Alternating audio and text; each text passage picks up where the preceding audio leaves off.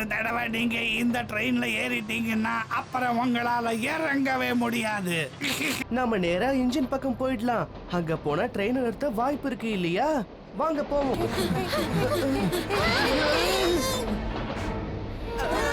Train நிக்கவே நிக்காது. காளியா, ராஜு, நீங்க 2 பேரும் இன்ஜின் பக்கம் போங்க. இவங்கள நான் தடுக்கிறேன்.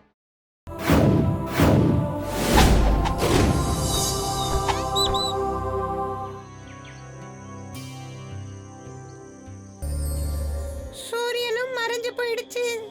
இருட்டவும் ஆரம்பிச்சிடுச்சு.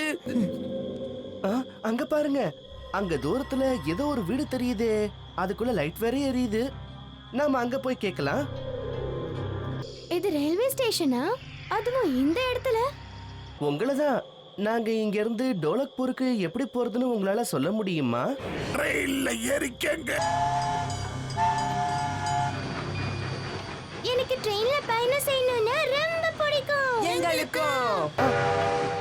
எக்ஸ்கியூஸ் மீ மேடம், இந்த ட்ரெயின் எங்க நிக்கும்னு உங்களால சொல்ல முடியுமா? ட்ரெயின் உடைஞ்சு போன பிரிட்ஜ் மேல போகும். உடைஞ்ச பிரிட்ஜா?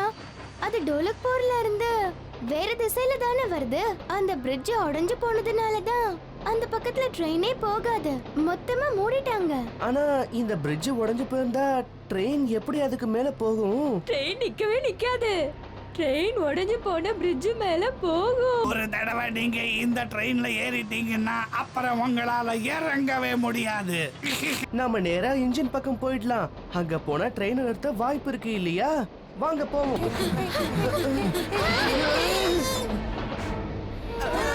ட்ரெயின் நிக்கவே நிக்காது. காளியா, ராஜு, நீங்க 2 பேரும் இன்ஜின் பக்கம் போங்க. இவங்கள நான் தடுக்கிறேன்.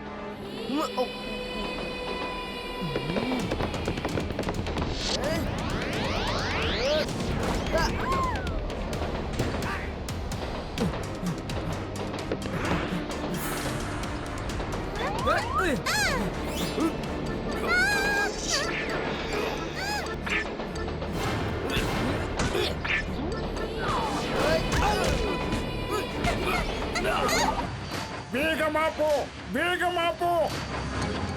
இன்னும் வேகம், இன்னும் வேகம்.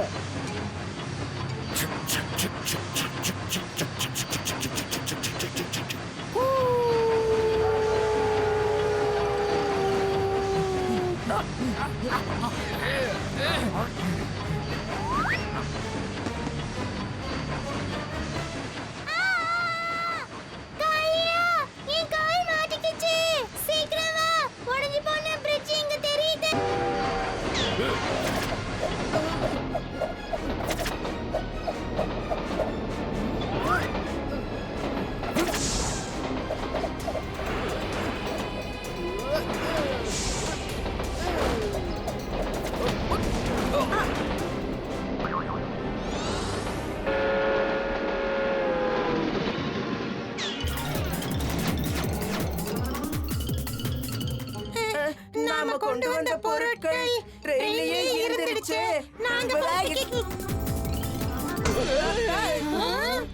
என்ன பசங்களா, ஏன் மைந்த ஓடுறீங்க? அங்க ஒரு ட்ரெயின் உடைஞ்சு போன பிரிட்ஜ் பக்கத்துல வந்து நிக்குது. உங்களை மாதிரி சின்ன சின்ன பசங்கெல்லாம் ரொம்ப அருமையா கதை சொல்றீங்கப்பா. நாங்க ஒண்ணும் கதை சொல்லல, உண்மையதான் சொல்றோம். அப்படியா? வாங்க என் கூட வாங்க, உங்களுக்கு நான் விவரமா சொல்றேன். இந்த ட்ரெயின் இங்கேயே தான் இருக்கு. அதுவும் இந்த ட்ரெயின் ரொம்ப காலமா இங்கேயே இருக்கிறதுனால இது கீழே இருக்க தண்டவாளம் கூட துரு பிடிச்சு போச்சு. நீங்களே நல்லா பாருங்க. ஆனா கேட்க கதை நல்லா இருந்தது. இந்த அங்கிள் என்னமோ சொல்லிட்டு போறாரு. ஆனா நேத்து ராத்திரி இங்க எப்படி இந்த பாலத்துல ட்ரெயின் ஓடுச்சு? அதோட ட்ரெயின்ல யாரும் இல்லாம இருந்தாங்களே. அதோட அந்த ரயில்வே ஸ்டேஷன்ல ஒரு அங்கிள் வேற நின்னுட்டு இருந்தாரு. அப்படின்னா அவங்க எல்லாரும்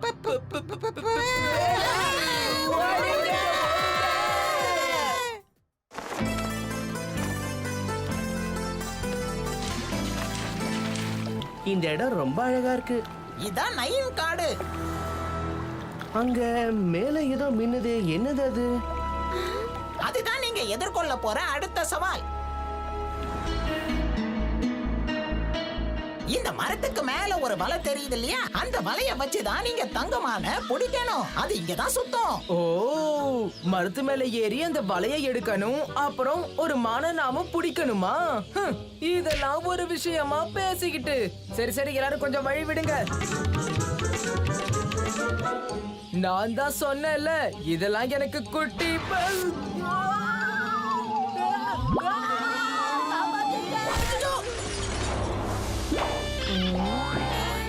இந்த மரம் இருக்கே, அது யாரையும் வலைக்கிட்ட நெருங்க விடாது. இந்த விஷயத்தை எனக்கு முதல்லயே சொல்ல வேண்டியது தானே. குறும்புத்தனம் பண்றதுதான் என் ரத்தத்திலே ஊர்ன விஷயமாச்சே.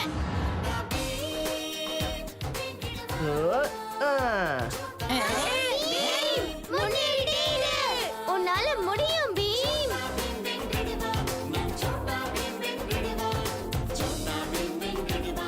இந்த மரம் அப்படியே பூமிக்குள்ள புதைஞ்சு போக போகுது.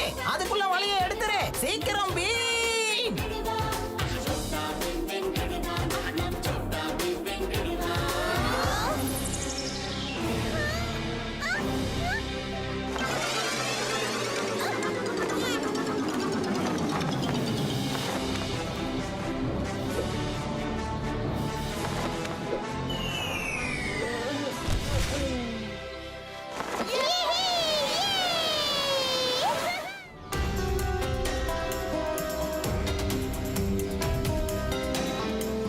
அது சரி, நீ சொன்னியே அந்த மான், அது இங்கதான் நம்ம கண்ணுக்கு தெரியுமா?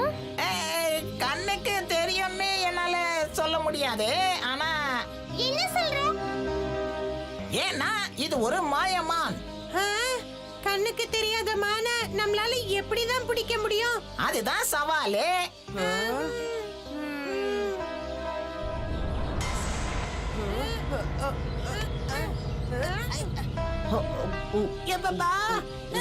என்ன செய்யறதுனே புரிய மாட்டேங்குது.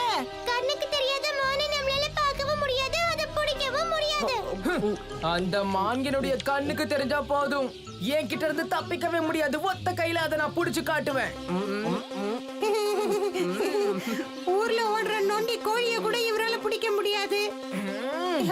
இவரு ஓடி போய் மான பிடிப்பாராம். என்ன சொன்னீங்க? விட்டு தள்ளுங்க தலைவா, இந்தாங்க ஆப்பிள் சாப்பிடுங்க. அட, இது என்ன ஆப்பிள காணோம், எங்க போச்சு? அந்த மாயமான் அதுதான் இங்க வந்திருக்கணும். அந்த பக்கத்துல ஏதோ ஓடுற மாதிரி எனக்கு தோணுச்சு. நம்மளால அந்த மானை பார்க்க முடியாது, ஆனா உணர முடியும்ல. அப்படின்னா அதை உணர்ந்துதான் நாம அதை பிடிக்க போறோம். என்ன எதுக்காக இங்க உட்கார வச்சிருக்கீங்க? அடுத்தவங்களை ஏமாத்தும் போது மட்டும் சந்தோஷப்பட்டல்ல. ஆனா இப்ப எனக்கு சந்தோஷமா இல்ல. அதோட எனக்கு ஆப்பிளும் சுத்தமா பிடிக்காது. ஷூ, எந்த பயமும் இல்லாம முயல் ஆப்பிள் சாப்பிடுறத மான் பார்க்கும்போது அதுவும் பயப்படாம ஆப்பிள் சாப்பிட கிட்ட வரும் இல்லையா? அதனால நீ அங்கே தான் இருந்தாகணும். முயலா மாறிட்டு அங்கே உட்காந்து ஆப்பிள சாப்பிடு.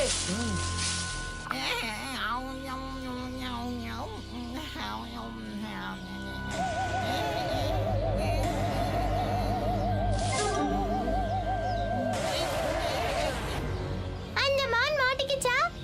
இல்ல, ஆனா கூடிய சீக்கிரமே மாட்டிக்கும்.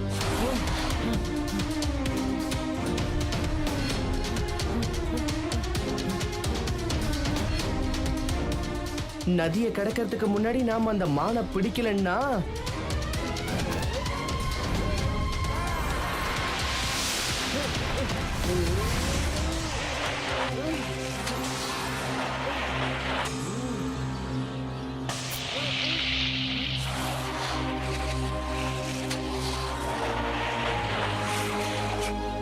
இது சாதாரண மான் இல்ல, மாயமான்.